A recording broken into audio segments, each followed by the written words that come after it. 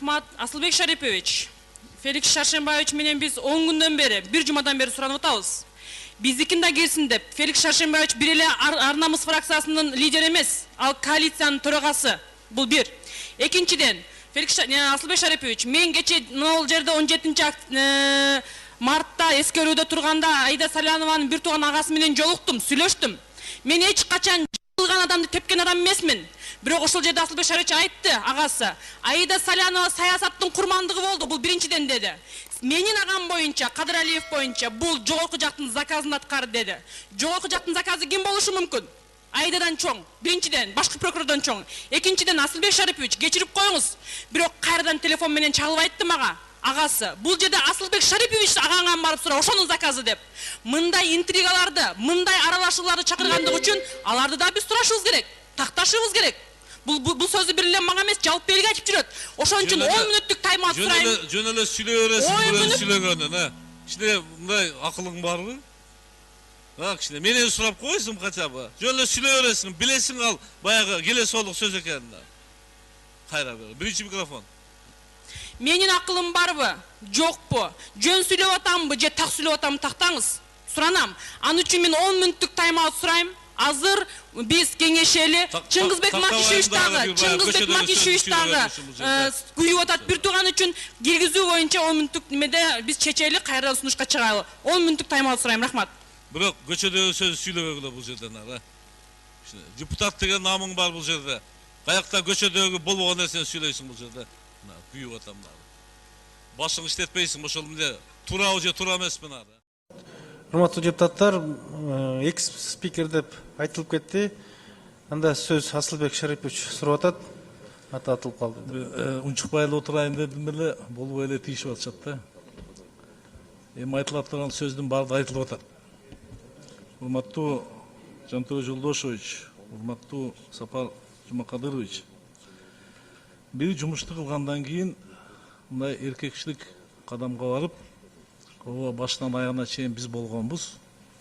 Биз мамлекет үчүн жакшы эле ниет кылдык эле, жакшы жумуш кылайын дедик эле, бирок бул жагы ушундай болуп калыптыр деп тергөө органдарына берип, анан ошонун жыйынтыгын күтүш керек эле. Анан ага болбой эле мурунку парламент күнөөлүү, спикер күнөөлүү, комитеттин төрагалары күнөөлүү, дагы башкалардын күнөөлүү деп бул эми эркекчиликке жатпайт, ачык айтайлык. Качан да сөз бүтмөк дагы тергөө органдарына кетмек, комиссиянын жыйынтыгын биз колдоп бермекпиз. Анан кийин уурулар ошол жерде табылмак да. Бирок силердин стратегия, тактикаңар туура эмес болуп атат негизичи. Мен эмес, мен кылган жокмун. Даже өзүңөр прямой указание берип туруп, мына Артыкбаев айтып атат. Жок. Десеңер, булар дагы бир тирүү жан да, булар дагы айтыш керек да дегендей. Эми узун сүйлөбөй эле коеюн. Азыркы айткан сөзгө токтолойлук. Жогорку кеңеш тарабынан ошол малдагы президенттин, өкмөттүн саясатын колдоп, биз бир нече чечимдерди кабыл алганбыз, ратификация кылганбыз. Ошонун негизинде жолдор курулду, мектептер курулду. ГЭСтер реконструкцияга кетти. Кемин-Датка энергетикалык көз карандысыз калдык. ТЭЦ модернизация болду. Бул башка сөз. Мамлекет кыйла алдыга жылды. Бирок бир гана Кудайдын буйругу менен, Алланын гана буйругу менен, кыргыздар, көзүңөрдү ачкыла. Силердин акчаңарды жеп кетип атат. Карап койгула деп, мына сууктун кесепетинен чоң мындайча айтканда кемчиликтер ачылып атат. Анан ошого депутаттар карабай кое албайт да. Бүгүнкү күндө силер жаман көрүп атасыңар. Ушу депутаттар комиссия түзүп, ушу маселени карап, анан ушунда ачыкка чыгып атат деп. Башка айла жок да. Эл карап турат. Бизди эл шайлаган. Элмирбек Иманалиев ырдап атат. Төрөлөр төрдү булгады дейт. Мамлекетти күрөөгө коюп, элдин чөнтөгүнө кол салды деди. Ошо тесттен кийин. Парламент кантип барып турат? Бизге дагы кызык. Эмне үчүн биз мамлекеттик саясатты колдоп, мамлекеттин кызыкчылыгын колдоп, келишимдер силерге ишенип ачыгылайыш керек, өкмөткө ошондо. силерге ишенип, силердин каттарыңа ишенип колдоп берсек, анан ушундай чыгып атат деп. Мына Жантөре Жолдошевич, сиздин кол койгон токтооңуз менен бизге келип атат. Просить Жогорку Кеңеш Кыргызской Республики рассмотреть данный законопроект в внеочередном порядке как неотложный, дейт. В соответствии с частью 2 статьи 8 Конституции Кыргызской Республики. Конституцияда жазылган. Законопроекты, определенные правительством как неотложный, рассматривать Жогорку Кеңеш во внеочередном порядке, деп. Сиз шаштырып атасыз го? Өкмөт шаштырып атат бизде. Биз силердин суранышыңарды да аткарып атабыз бул жерде. Келишимде бир дагы депутат Жогорку Кеңеш бардыгы билип дагы бир дагы запятоен же таңбасын алмаштыра албайт. Аны жакшы билесиңер. Ошонун бардыгын билип туруп, ооба биз кылдык эле.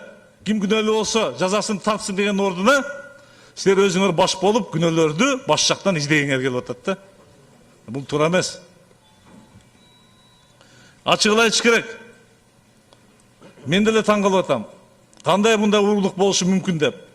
Азыр ошол эле Кеминдатка жолдор, ГЭС реконструкция барыга шексана болуп атат менде деле. Бардын текшериш керек депчи. Мен өзүмдө таң калып атам.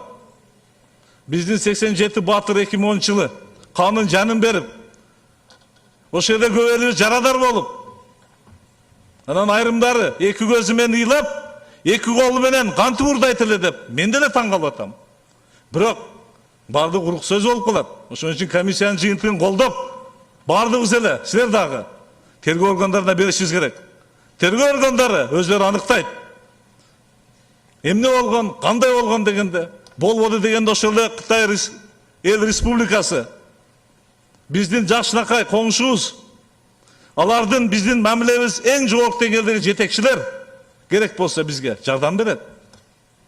Ичинде биздин достугубуз шексиз Кытай эли менен, Кытай мамлекети менен. Шек келтирип аткан Жогорку Кеңеш эмес, комиссия эмес. Ошо келишимди даярдап бизге алып келген адамдар. Ошон үчүн кимдин күнөөсү кандай экенин бу жерде тергөө аныктасын. Уурулар жооп бериш керек. Башка сөз жок. Эл күтүп атат муну. Рахмат чоң. Рахмат. Урматтуу Асылбек Шарипович, мен мыйзам чегинде өзүмдүн конституциялык укугумдан пайдаланып